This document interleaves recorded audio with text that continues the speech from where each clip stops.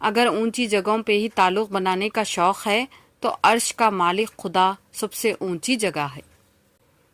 اللہ کی رحمت روٹ جانے کی بڑی وجوہات میں سے ایک وجہ یہ بھی ہے کہ ہمیں ہر قانون کی پاسداری کی فکر ہے سوائے اللہ کے قانون کے۔ قیامت کے دن کوئی بوجھ اٹھانے والا دوسرے کا بوجھ نہیں اٹھائے گا۔ خیر کی تعلیم دینے والے کے لیے ہر چیز بخشش کی دعا کرتی ہے، حتیٰ کہ سمندر کے اندر مچھلیاں بھی۔ تمہارا راستے سے تکلیف دہ چیز ہٹا دینا بھی صدقہ ہے۔ نیک لوگوں کی صحبت سے ہمیشہ بھلائی ہی ملتی ہے، کیونکہ جب ہوا پھولوں سے گزرتی ہے تو وہ بھی خوشبودار ہو جاتی ہے۔ اس خدا پر بھروسہ رکھو جو نافرمانی کے باوجود تمہارا رزق بند نہیں کرتا۔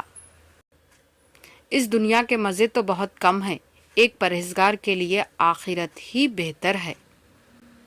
الفاظ بولنے سے پہلے انسان کے غلام ہوتے ہیں، بولنے کے بعد انسان الفاظ کا غلام بن جاتا ہے۔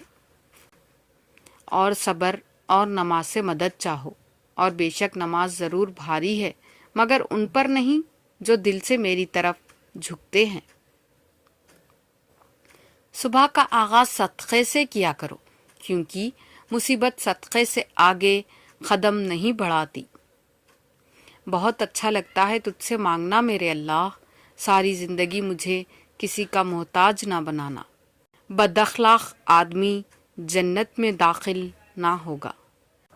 انسان جب اچھا سوچتا ہے تو رب کریم خود ہی راستہ نکال دیتا ہے اور مشکلیں آسان کر دیتا ہے۔ بھروسہ لفظ چھوٹا سا ہے لیکن ثابت کرنے میں پوری زندگی لگ جاتی ہے۔ میرے بندوں کو بتا دیجئے کہ میں غفور بھی ہوں اور رحیم بھی ہوں۔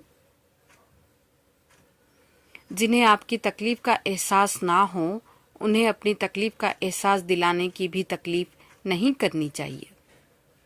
اے اللہ، تجھ سے میں مانگ لوں کہ تجھ سے بہتر تو میرے حق میں کچھ بھی بہتر نہیں۔